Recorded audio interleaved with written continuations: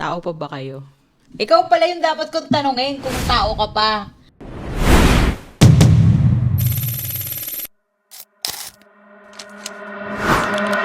Tao pa ba kayo? Ikaw pala yung dapat kong tanungin kung tao ka pa. Bakit naman, coach? Bakit ako? May love life ka ba? Kami syempre meron, di ba? Oo naman. Siyempre, mahal na mahal ko yung trabaho ko ngayon. Hindi na nga tao to.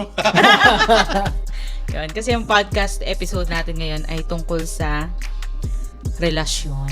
Isa ka ng mekanismo. Yan. Ano yun ba yun? Pinapatakbo na ako ng pera. Querida kabet, relasyon. Hindi, yun yung topic natin ngayon kasi Pero mabuting relasyon to, ah. oo naman, ayaw natin ng mga illegal na relasyon. Pero yun nga, gusto natin Kala ko si galawang illegal na naman eh. Hindi. May Ikaw ba? 2.5 Gusto ka ba mo dyan? talaga galawang illegal? Galawang illegal eh. May 2.5 ka ba dyan, pre? Yan. Hindi, syempre kapag freelancer ka, ang hirap maghanap ng tamang tao. Hindi lang tungkol sa pag-ibig, sa pagjojowa, kundi yung mga tamang tao na makakasama mo for growth. And yun yung topic natin today. So, ang pag-uusapan natin is relationships. How are your relationships? Naging mabuti ba o pumangit ba yung relationship mo sa mga tao magmula nung freelance ka? And is there really a difference dun sa relationships na binibuild mo ngayong freelancer ka and before freelancing? So, hindi ko na papahabain. Wala tayong introduction sa pagkain kasi pareho lang ng mga kakainin namin ngayon. Street food pa rin dahil sa sobrang sarap hindi na kami nag-isip ng panibago pa rin. So, I'm your host, Coach H. I'm Andre. Number 1 Denjo. And welcome to the Gig Podcast. Welcome, guys. Welcome back. Banata na natin yan. So, ito yung unang tanong ko. May pinag-iba ba yung mga nabibuild mong relationship before you went into freelancing saka dun sa right now that you're already in freelancing? Meron ba? Ako? Sige, ako una. Meron talaga. Siyempre, boy pingi ako eh. Ano ba yung boy pingi? Explain So, mo boy nga. pingi, it's a challenge kasi. It's a 365 days challenge. Ah. Pero may twist. Mm. Gabi-gabi ka iinom.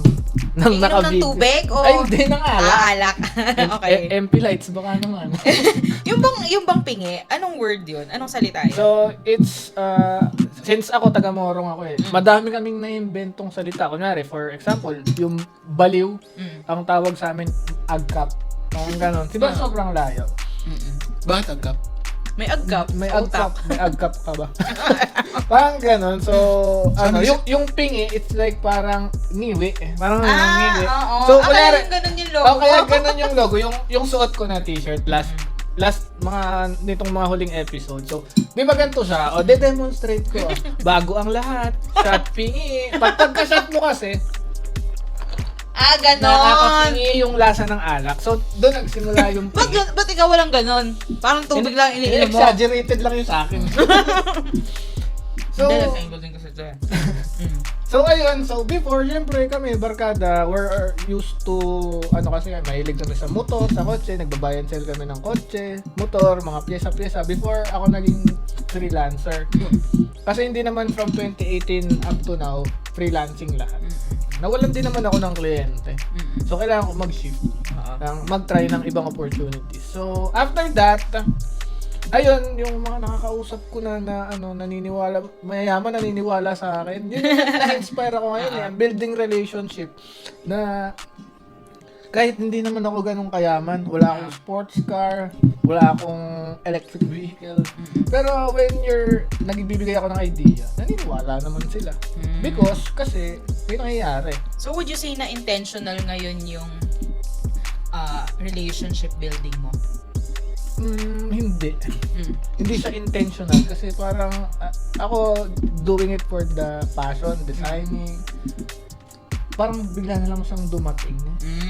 Doon sa mga hindi naman ako nagne-network ng mayaman. Siguro doon sa mga naging network ko sa journey ko as a freelance. Na natuwa sila sa naging relationship nyo, tapos nagdala siya ng panibagong opening sa ibang Yes, ganun tao. yung nangyari. Ganun siya. Magsasanga-sanga lang siya. Alam mo, ito kasi when we're talking about, since nabanggit natin yung word na networking, ang pangit kasi na naging notion or understanding ng mga Pinoy pagdating sa networking.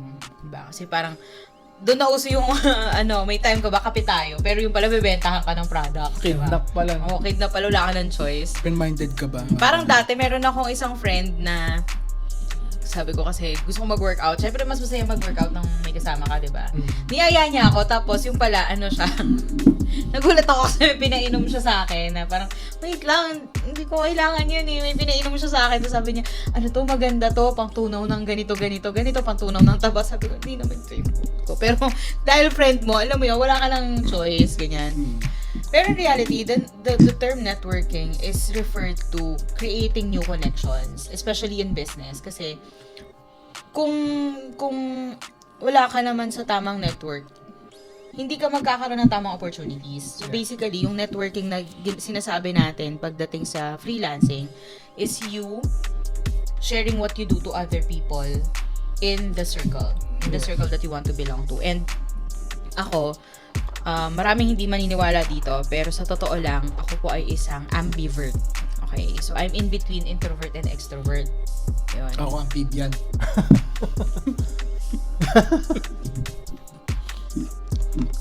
Alam mo, mamaya may tanong tungkol sa relasyon ng mag-asawa, humanda ka.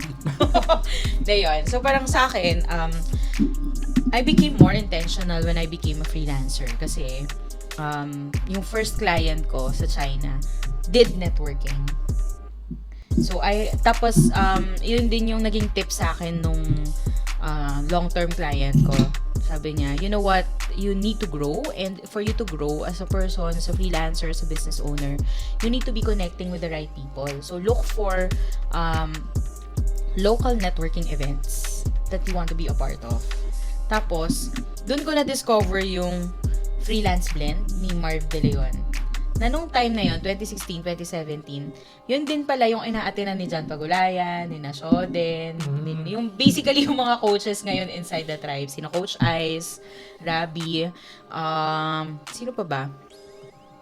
Basta kami yung mga unang freelancers na talagang lumabas. So, 2016, 2017, I got to know more about them. Tapos, dun ko na-realize na, oh my gosh, I'm not alone. Kasi dati sa Taytay, bilang sa Taytay ako lumaki, at sa Taytay din ako nakabase, walang freelancer nun. As in, ako lang. Tapos, nung nalaman ko na, meron palang event sa Pasig. Meron palang event sa may podium. Doon ako nag-start magpunta. Tapos, nakakatuwa kasi ang setup ng networking nun, may questions. Like, okay, you introduce yourself, what you do, and what you offer, tapos what you need help with. Yun yung pinag-uusapan namin, hindi tipong upline, downline, gano'n. Parang anong nangyari? Okay, so ito palang tao na to, ito yung ginagawa niya, ito yung kailangan niyang tulong. Tapos after nun, yung mixer na tinatawag. So basically, meron ka ng starting point ng conversation. Kasi kung kailangan mo, kunyari ikaw, di ba, graphic designer, tapos inintroduce mo yung sarili mo, you're a graphic designer. Pwede kitang lapitan na tanongin niya, uy, alam mo ba, kailangan ko ng ganito eh. Yes. So ganun yung naging networking, naging ganun yung relationship building. Tsaka maganda doon, everyone, ini-expect nila yon, hindi yung bigla kang lalapit from out of the blue. Uy, kailangan mo ba ng logo? Di ba? Parang weird mo eh. Hindi, yun ang pangit. Kasi may event. So, ibig sabihin, lahat yung nagpunta doon, ang goal nyo, pare-parehas lang. Yes. Mas masaya siya. And that changed how I viewed networking na doon ko natutunan na huwag kang mag-judge ng tao dahil lang sa itsura niya. Ano yung tsura? Yung, di ba kasi meron yung sobrang bihis na bihis, meron yung tipong naka-t-shirt lang, Ano ang naka-shorts sa lang. gid? Hindi naman ganun. Talaga, ganyan yung gusto mong usapan. Hindi kasi meron ako Nagigigil ako sa'yo May nakita kasi ako mga ganun dati. Hindi ko naman Hindi, kakasabi ko lang na don't judge eh. We listen and we don't Sige. judge. Kainis to. Hindi kasi maraming ganon. Like, doon kasi nag-grow yung tribe. Kasi nga kami yung, di ba, mga members, yung mga founding members. And that's how it started na sobrang natuwa kami sa isa't isa. Kasi yung freelancing sobrang unique niya talaga dati. Na pag nakakita ka ng freelancer, tuwan-tuwa ka na. Alam mo, nagpapaka-hyper ka kasi ang saya-saya nilang kasama. Nagkakaintindihan kayo na pwede ka magsabi sa kanila, hirapan ako sa kliyente na to. Ito yung pwede mong gawin. Ito yung mga ganon. So, yun pa lang yung first time na nagbo-boom yung mga online communities. And nakakatawa siya kasi parang doon ko nga natutunan na, okay, wag mo i-judge yung tao base doon sa kung ano nakikita mo sa kanya kasi you'll never know kung anong ginagawa niya. Like, agency owner pala to eh. Ang laki na pala ng mga accounts na hawak. Tsaka doon mo na-meet yung sobrang gagaling. Oo, as in. Sobrang gagaling ng mga tao. Bibilib ka talaga. Talagang alam mo yung kung, ewan ko, siguro parang sa akin king ko yung Amaze sobrang ka talaga talino. Talagang, oh my gosh, crush ko tong brain nitong taong to. Sapiosexual, gano'n. Oh, yun, yun. love ka sa sobrang matalino. Kasi hindi not necessarily matalino dahil factual siya. Kung hindi, yung tipong iba yung angulo na pinapakita niya sa'yo. And that's what I enjoy so much. Kaya natuwa ako doon sa, yung sinasabi ko natin sa previous episodes na ako umaalis, pag uwi ko, ang saya-sayo ko siya, tapos siya nalulungkot siya kasi papasok siya sa trabaho, di ba? So, yun yung naging sobrang laking change when I went into networking events. And that also helped me connect with the right people that led me to connect with the right opportunities. So, nung nawala yung client ko ng international, pumasok yung mga kliyente ko na local because I made friends. And hanggang ngayon, ito nga yung nakakatuwa kasi yung mga naging friends ko sa freelancing, they're still my friends. Tapos sobrang alam mo yung low-key na friendship na hindi namin low maintenance friendships. And low-key na rin kasi I don't have to mention that they're my friends. Pero they are. Tapos alam mo yung tipong kahit hindi kayo mag-uusap ng matagal, pag nagkita kayo, alam mo yung tipong as in parang normalan lang. As in normalan lang talaga. Mga ganun lang. Oo. So sobrang naging intentional ako dun sa mga friendships. And ito naman, sige, laging question sa amin to. Ito na, humanda ka na, ready ka na ba? Bring it on! Diba? Ano yung kasi bilang kami, we are a freelancing couple. Diba? Ikaw ba? Sige. Parang ako na lang magtanong kaya. Curious. Sige, ano yung gusto mong malaman? So, ganito So, coach din and coaches, being a freelancing husband and wife, paano yung ginagawa niyo? Like, balancing the family, yung relationship nyo, date ba kayo? O, paano ba yung freelancing couple? Like, kayong dalawa, paano? Isa-isa lang, dami mong tanong eh. Visit ka. Hindi ko lang nasagot ko, dami. Siguro, unahin natin yung balancing. Yes. Nangyayari lang siya kapag alam ng bawat isa yung role niya. Di na naman natin kailangan sabihin, ito gagawin mo. It comes natural kasi bilang siya naman talaga yung ilaw ng tahanan, di ba? Na minsan kukurap-kurap. Nagigali tap-tap. Tapos, yun, alam ko rin naman kung ano yung mga dapat kong gawin. At sa madaling sabi, ang naging difference lang talaga, nung nag-freelance kami, mas meron kaming time gawin yung hindi namin magawa. Like what? I mean, nung nasa... Baka kung ano isipin nila eh. Kasama na yan. Lamon nyo. Visit ka. Tawa talaga eh.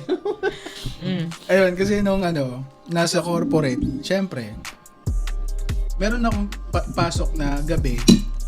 So, sirang-sira yung schedule namin. Kahit gusto ko siyang tulungan, sasabihin niya, wag na lang kasi kailangan kong magpahinga, may pasok pa. Hindi na ganun nung same na kami ng ginagawa. Naintindihan ko na yung kailangan niyang gawin. Naintindihan ko na meron siyang kailangan gantong meeting, may pupuntahan. Kalada kasi nila dati, naglalaro lang ako sa So, computer. Pindot-pindot lang ganun. meron na kaming tawag doon, mas matibay na team up. Kaya mas maganda meron kang partner na naiintindihan niya yung ginagawa mo sa freelancer. Pero bago dumating yung ganyang team up, ang lala ng mga away namin. O, sasabihin niya, siya na lang nagpapalaki ng anak niya. Kasi akala ko dati, alam mo yung tipong, syempre, siya, graveyard. Tapos lumalaki yung anak namin. 10 years siya nag-BPO. Sabi ko sa kanya ganyan, ano ba yan? Nakikita lang kita pag Sunday. Saturday buong araw tulog ka. Pakiramdam ko, Mahirap din. ako na lang mag-isa nagpapalaki sa anak ko. Kasi nung parehas kaming nasa BPO at wala pa kaming baby, grabe schedule namin noon. Uwi kami ng Friday shift. Saturday uwi namin ng morning. Hindi kami uwi nun. Diretso kami. Iinom kami, tatambay kami somewhere kasi weekend na eh. Ang uwi namin ng Sabado hapon na. Yun ba yung tinatawag na magpupuyat ka sa umaga? Oo. Ganon. Tapos, ang tulog namin ng Sabado ng hapon, ang gising namin, Sunday na ng morning. Ganon kahaba yun. Bagsak talaga. Pag nag-anak ka na, hindi na siya pwede. Iba na yung schedule ng bata. Iiyak siya kung kailan niya gusto. Kakain siya kung kailan niya gusto. Dapat nandun ka. Kaya sabi ko, talagang kung ikaw ay magulang na gusto mong i-allot yung mas maraming time sa family, sa anak mo, mas malaking chance na freelancing yung kailangan mong gawin. Pero mahirap din kasi especially when we were starting out, pagdating naman sa work, ang hirap nun kasi kailangan ko magbigay ng instructions sa kanya. Lalo na nung nagsisimula siya. Remember, I was 3 years ahead. Tapos nag-handle ako ng team. So, I had to give instructions. Naiinis ako, hindi niya ako pinapakinggan. At saka ang mabigat kasi nun, parang yapak sa katauhan mo eh. Yapak yun sa katauhan mo. Yung anak na Dipakalong, ang husay-husay ko sa trabaho ko eh. Tapos biglang magmumukha akong tanga sa freelancing na wala akong kaalam-alam. Mahirap sa kanyang tanggapin yan. Ang bigat nun, sa totoo lang. Tapos, magbibigay siya ng instruction. Kaya ko namang sabihin na, sige, aralin ko muna. Kasi una, binigay niya instruction, para sa akin, hindi naman clear as sun yun eh. Kasi hindi naman ganun yung understanding ko kagaya ng understanding mo.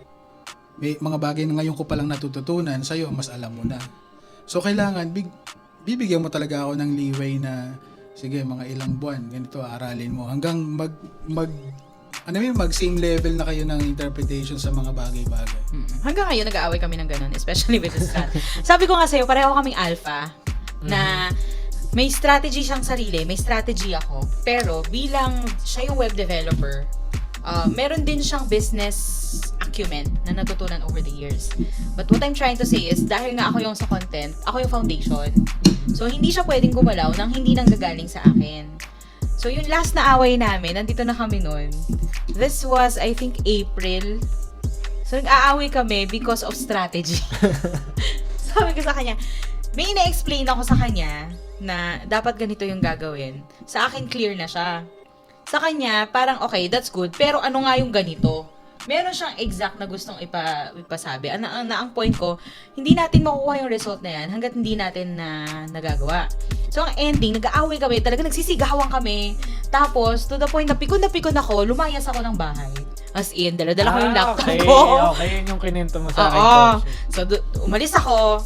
Tapos, sabi ko, bala ka dyan! Nagagalit talaga akong ganyan. Tapos, pati tatay ko na dabay, sabi niya sa akin, saan ko pupunta? Di ko alam! Tapos sabi ko, paano yung bigas? Bahala si Dennis! Sabi ko ganyan. Tapos, lakad ako. Tapos, sa kanto kasi, may makatawa na, nakakainis ka. may coffee shop sa kanto. Pwede naman ako doon. Diba? Kaso, problema ko, pag tawid mo, makikita mo agad. Tapos, ayoko nung sasabihan niya ako na, hindi ka na, alam mo, ayoko nang aaluin mo ako ng galit pa ako. So, ang ginawa ko, sabi ko, ayoko sa coffee shop na to, pag nakita niya ako agad, sasabihin niya, umaarte lang ako. Sabi niya gano'n. So, ang ginawa ko, umakyat ako. Hindi ko naman alam na paakyat pala tong daan paakyat dyan. So, inclined siya. Wala akong, sa galit ko, nakalimutan ko yung wallet ko, so wala akong perang dala. Sabi ko, shit, dala ko yung phone ko, okay na to, pang Gcash, basta may Gcash, buhay ako. Muntik ako makagat ng aso, muntik ako masagasaan. Tapos, yung nakakita ko ng coffee shop, sobrang gigil ko, pawis na pawis ako, init na init ako. Hindi ko nakita may malaking bato pala sa harap ko. Natisod ako, tapos nabali pa yung kuko ko sa paa. Buti na lang mahaba talaga. Tapos, nadagdagan yung galit oo, galit talaga ako. Bakit mo kailangan lumabas? Pwede naman ako magtrabaho sa loob ng bahay. Tapos sabi ko, sige, hanggang alas 8 ako dito. Alas 8, hindi pa nagchat-chat ang walang hiya. Sabi ko, ano ba yan? Talagang kaya akong tiisin itong pangit na to. Nagigil ako. Sabi, sige, papalit pa ako. Tapos hanggang umabot na 11:30. Walang nagme-message, walang umuwi ako. Tapos napagalitan pa ako nung nandyan sa harap. Kasi sabi niya, ma'am, bawal pong pumasok yung tricycle ng Sabi ko, kuya, wala akong pera.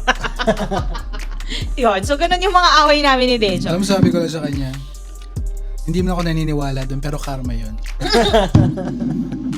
Sama ng ugali mo doon. Kasi sabi ko, bakit?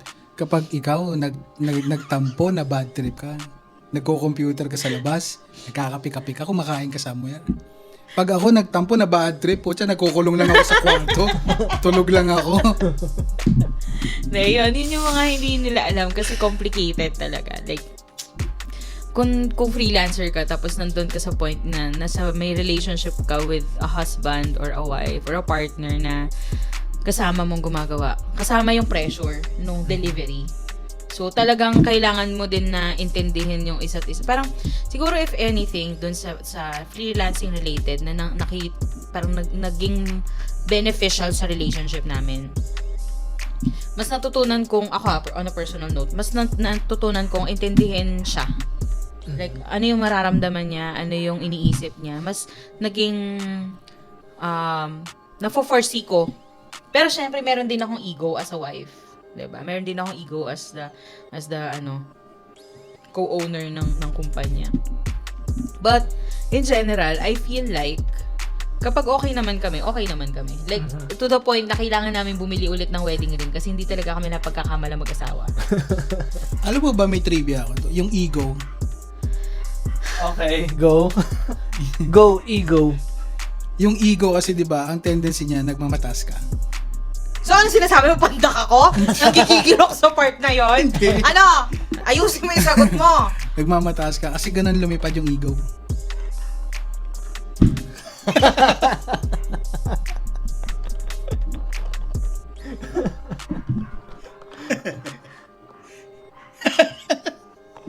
Kanina pa to. Alam mo, kanina umaga, sabi niya, ulam namin baloney. Sabi niya doon sa anak ko, anak, para pag nag-iisa na lang yan. Sabi ng anak ko, ano daddy? It's baloney. Nakapikon eh. Tuwan-tuwa naman si Galig, di ba? Lesson learned na naman. Yun. Pero yun nga, kayo, like, now that you're inside the freelancing circles, what would you say would be the main difference dun sa circle nyo dati tsaka sa circle nyo ngayon? Ako muna ulit. Sige. Siyempre, yung circle ko dati, makinginom yun eh. Pero, Paano to ngayon? ano to? Semi-circle lang. Semi-circle lang. So, ayun, yung circle ko na, siyempre tayo as working together sa mga ibang projects. Pero yun yung, alam mo, yung circle na nung last year, umattend ako nung Tribe Anib. Dami ako nakilala na yung same tayo ng mindset na we're working as a freelancer, freelancing as a business. Masarap sa pakiramdam na yung kausap mo, nagkakaintindihan kayo eh. Oo. Siyempre. And then, pero yun pa rin naman, syempre, after work, kailangan ko yung semi-circle friends ko before na, tara. Syempre, pag kunyari, pagod na ako, ang dami kong trinabaho ngayon. Tapos ang magchat ako, uy, nasan kayo? Ang ginagawa nyo? Uy, tara tito, shot tayo. Sige, shot ka. You take a break from... Itong mga to, nasa lugar mo lang sila. Oo, Magkakalapit syempre. lang. Kami, yung barkada ko kasi, like, kamag-anak, pinsan. Kami lang. Yun yung na-miss ko kasi in 10 years, yung mga kasama namin, mga naging kumpare-kumari na rin sila. Hindi na sila yung madaling tawagin kasi nga, una magkakalayo kami. Pangalawa, ang schedule namin sobrang magkaiba. So talagang mamimiss mo yung mga na-build mo na kaibigan mo na alam mong kabatak mo talaga. Wala lang kayong time talaga na magkita. Pero kami, usually, kunyari Sunday, siyempre weekends, di naman kasi dapat talaga masyado nagtatrabaho. Yun yung rest kasi. Pero kami Sunday, yung mga one call away naman kami na, uy, tara di na tayo nagkita. Last week, di tayo nagkikita-kita. Tara, mag-set tayo. Sunday tayo. Pero yun, siyempre, dati, siyempre, wala yung iba, walang ginagawa. Like, freelance din kasi nasabi kong freelance kasi yung iba ang kaibigan ko freelance na mekaniko na marunong, kunyari nasiraan ka ng sasakyan, pwede mo silang tawagin on call, mga ganun. Pero darating yung point na magkakaroon ng regular job sila. O syempre, yung Sunday yung free day. Kumbaga, pag Sunday, gusto mo spend yung time sa family mo. Kasi kami naman open naman na kunyari, sama So, mo walang yung maarte family sa mo. inyo na tipong nagiin natin na, bakit hindi nyo ako tinawagan, mga ganun. Wala kaming ganun sa, kunyari group chat namin. Kunyari, sinendang ko ng picture na, nagiinom. Hindi mo na kailangan magsabi na, uy, pupunta ako. Wala ba? Pumunta ka. Everyone is welcome. Pumunta ka. Kumbaga nga, hindi naman yan yung event na kasal na kailangan patang imbitahin. Uy, punta ka sa kasal ko. Uy, punta ka sa birthday.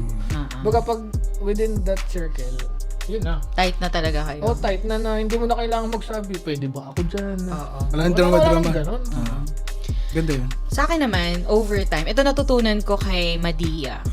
So, para sa isang play niya, sabi niya kasi, dapat daw i-categorize natin yung mga tao na parang puno. So, meron yung mga tao na they're like branches na, hindi, leaves pala muna. So, leaves, basically, sila yung mga happy-go-lucky friends mo na wherever the wind blows, nandun sila. Pero pag lumakas na yung hangin, mawawala sila. And it's not their fault kasi yun na yung design nila. So, basically, ito yung mga fair-weathered friends mo na wala lang, as in, wala ka talaga i-expect sa kanila kasi hindi kayo ganun ka-deep na, wala kayo masyadong ganung deep relationship and that's fine. Tapos meron yung mga branches na medyo tricky kasi parang feeling mo sila yung mga, alam mo yung maaasahan mo during tough times, ganyan, pero eventually, ma-realize mo, hindi pala kasi may limit lang talaga kung hanggang saan yung friendship nyo. And they are not at fault din kasi yun lang yung kaya nilang ibigay, di ba? And then there are the roots na sila yung mga hindi mo masyadong nakikita, hindi mo masyadong nakakasama. Pero alam mo na kapag nandun ka sa, kunyari, 2:00 ng daling araw, na anuhan ka ng nasiraan ka ng sasakyan, pag tinawagan mo sila sila yung pupunta. Yun. So, yun yung natutunan ko about friendship. And I have to admit that freelancing has its perks. It's a double-edged sword kasi some people will just know you or get to know you because they want something from you. Hindi naman maaalis yun. And you really can't blame them kasi it's a dog-eat-dog world talaga eh. Diba? And yun, dun ako mas naging realistic yung approach ko sa friendships, sa relationships kasi hindi mo naman talaga pwedeng ilagay lahat as roots. Hindi naman lahat din. Kumbaga, meron din naman yung mga friendship na akala mo wala lang pero nagbo-bloom siya later on into a solid friendship. Meron yung mga friendship na super close nyo, halos nagchat-chat kayo everyday pero eventually parang nagda-die down na, nagiging busy na, ganon. And siguro if anything na natutunan ko sa freelancing, I learned to be more understanding and to have less expectations of people just because they also have their lives to live. Yes. Diba? Parang it's not just about me na kahit ako diba? I can't promise everyone na pag tinawag mo ako, nandun ako lagi. Hindi ganun kasi I also have my own life. Yes. So, kumbaga parang nandun ako sa point na I can say that meron pa rin ako mga friends na galing sa corporate. Meron pa rin ako mga friends na high school, ganyan, elementary. Actually, tingin ko, ang magiging mangyayari talaga sa iyo is depende kung anong klaseng tao ka makipag-friend. Yeah. Yun yung makukuha mo. Kasi whether freelancing, corporate, or whatever type of environment you're in, kung totoong tao ka makipagkaibigan, mabibuild mo yung totoong relationship na yan. Yeah. Kaya kung meron kang dapat baguhin, kasi hindi naman pwedeng sabihin mo na hindi talaga ako naging matinong kaibigan eh. Hindi naman katapusan ng mundo eh. Pwede mo pa rin gawing maayos yan. Aralin mo maging totoong tao. Actually, yun lang yun. Kumbaga parang, would I say na being a freelancer made me a better friend? I would say yes, kasi yung self-awareness na kinailangan kong pagdaanan so I can build my business has also opened me up to my flaws na in-improve ko over the years. Yan. But it doesn't mean na I'm parang yung mga friends ko dati is less of a friend. Diba? It's just that yung distance sometimes, yun talaga eh. Pero I know na alam ng mga kaibigan ko din na anytime na mag-message sila sa akin, I'm still gonna be the same person. So, I guess when it comes to friendship and freelancing, hindi mo mawawala or hindi mo maiaalis na sometimes people approach you because of the persona that you've built. And that's okay, yes. Diba? Kasi at the end of the day, meron naman tayong kailangan sa isa't isa. Diba? It's just that, sana din, kung mag-approach sila to become a friend, be a good friend. Hindi yung tipong pag nag-away kayo or pag nag-end of friendship na kayo, diba? Kung ano-ano sasabihin mo na, ay, may kilala akong ganyan. Kasi ako naman, bilang reyna din ng chismosa, na freelancer. Oo talaga. Sabi ko nga, lagi ko sinasabi ng business mo, chismis. Yung mga dati kong friends na for whatever reason, nagkaroon kami ng gap or something. their secrets are still safe with me. Hindi ko naman ipagkakalat yun. Diba? Ganon. Siyempre, ganon naman yun. Like, basic, naman yun. Basic decency. Pero yun nga. So, would you say na your friendships are better now that you're a freelancer? For me, oo. Kasi, alam mo, yung sinasabi mong roots kanina, Coach H, ganun yung mga kaibigan ko talaga. Mga barkada ko, yun, shoutout sa kanila, mga timpingi. Yun, kahit kunwari, ako, one time, nasiraan ako sa Pasay, alas 4 ng madaling araw. Tawag sila sa akin, anong kailangan mo, video call tayo, ganito, buksan mo yung paano mag-troubleshoot, tinuro. Ganito, sabi ko, wala na talaga. So, ayun, yung mga, kumbaga sila yung roots ko talaga. Yung kahit madaling araw, na-aksidente ako yan. Pag, kunyari, dati kasi matakaw ako sa aksidente sa motor. Sila talaga, pag tinawagan ko yan. Pag tumawag ako ng madaling araw, alam na, ay, shit, tumatawag si Andre ng madaling araw. Dati kasi hindi sila sumasagot ng mga tawag ng madaling araw. Eh, nung ma-aksidente ako, ay, pag tumawag ako na, mga ganun, mga panong, ako parang kamote ako sa kalsada pag nakamotor dati. Pero syempre, nag-i-improve. So, in terms of freelancing naman, yung naging friendship ko, yun nga, sobrang nakakatuwa. Like, tayong tatlo din dun sa iba kong mga kakolab na, alam mo yung, ang sarap mag-usap pag yung parehas kayong nasa isip. Siyempre, naghahanap ng kliyente. Siyempre, yung gusto nyo ibigay yung what's best for the client. The brainstorming kayo, hindi naman para magdebate at magpagalingan ng kumbaga, para lang magkaroon tayo ng, ganito, agree ka ba? Then, Friendship leads to growth. Yung ganun ba na hindi na tayo yung para, ay tara, kuha tayo ng kliyente na bar para makapag-inom tayo. Kuha tayo ng kliyente na kape para makalibre tayo ng kape, di ba? Hindi naman na ganun. Pero yun, so far yung network ko, sobrang okay. Tapos may mga naka-network din ako last event na parang, uy, gumagawa kayo ng ganito? Gumagawa ka ng ganito? Sabi ko, connect tayo. Palitan kami ng Facebook. Alam mo, nakakatawa. Siya pa yung nagsasabi sa akin kasi siya mga lumalapit sa akin. Sabi niya, Coach, ano mo sila? Pasubscribe mo sila. Ko, nakalimutan ko. Yun. Ikaw, Densyo, anong advice mo? Like, kung networking? May 2.5 ka ba dyan, pre? Sure ka?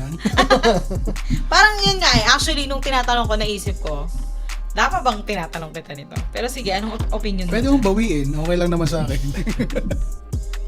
Sige na, yung matino. Hindi nga, naman tanong mo. Yun nga, anong advice mo para sa mga tao nagne-network? Nakikita mo kung bakit kami nag-aaway, di ba? Ang linaw-linaw nung tinatanong ko sa kanya. Baka kasi nasasarapan sa luto. Ang sarap, pre. Sarap. Sige na, anong advice mo para sa mga nagne-network or gustong mag-build ng better relationships as a freelancer? Okay, ganito. Ito seryoso, walang kagaguhang kasama. Kung talaga tumatawa, sabi ko seryoso eh. Kung gusto mo talaga na mapatino buhay mo, magne-network ka, umarap ka muna sa salamin. Tanungin mo muna sarili mo, matino ba talaga ako? Yan ba ginagawa mo? Exactly. Akala ko ba seryosong advice, Denjo? Seryoso yun. Kasi bali mo, akala mo, makukuha mo yung sinasabi nila na good relationship. Pero, problema ka naman pala sa sarili mo. Diba? Ikaw naman pala yung ang hirap pakibagayan. Oo. Ikaw okay. pala yung Ikaw yung toxic. Maraming inarte. Baka naman hindi sila yung problema. Baka ikaw. Yun lang yung gusto kong sabihin na minsan, doon nagsisimula. Pag nakita mo na yung sarili mo na okay, kaya pala ganito yung mga nagiging friends ko. Kasi ito yung pinakikita ko. Ito yung ugali ko. Okay. So, hindi naman end of the world. Again, pwede mong baguhin yun. Kung ano yung nakikita mo na good na nangyayari, pinapakita ng iba, makisama ka, makiramdam ka, and then start to change from there. May basis ka na. Kasi, Matino naman sinasabi ko eh. Kasi yun naman talaga eh. Hindi tayo pinanganak na merong blueprint kung paano maging mabuting kaibigan. Minsan sumasablay tayo dyan eh. Diba? Kasi pagiging kaibigan, marami siyang layers. May commitment yan eh. So, alamin mo hanggang saan yung kaya mo. At kung kaya mo pang laliman pa, ibig sabihin, mas nagiging ka na, matinong tao ka na. Kaya mo na mag-adjust. Ganun siya. kasi the worst you can do or the worst you can be is an isolated freelancer. Kasi ang hirap-hirap ng mag-isa ka lang. Diba? Para kang hotdog. sa ref. Pagbukas ng ref, hotdog ka Hotdog ka pa din. Ayun. Sige. So, yun na nga guys. If you're a freelancer, try your best to still build relationships. Basically, just be a good person and you'll get there. Okay? So, yun na nga. Next episode natin is all about... My gosh, kinabahan ako dito. So, yung next episode natin is all about mga clients na hindi mo makalimutan. Whether good or bad. Syempre, wag naman tayong puro nightmare clients, di ba? So, yun yung pag-usapan natin. So, ayun nga guys, if you enjoyed this episode, don't forget to like and subscribe, share, and comment. And see you in the next one. Cheers!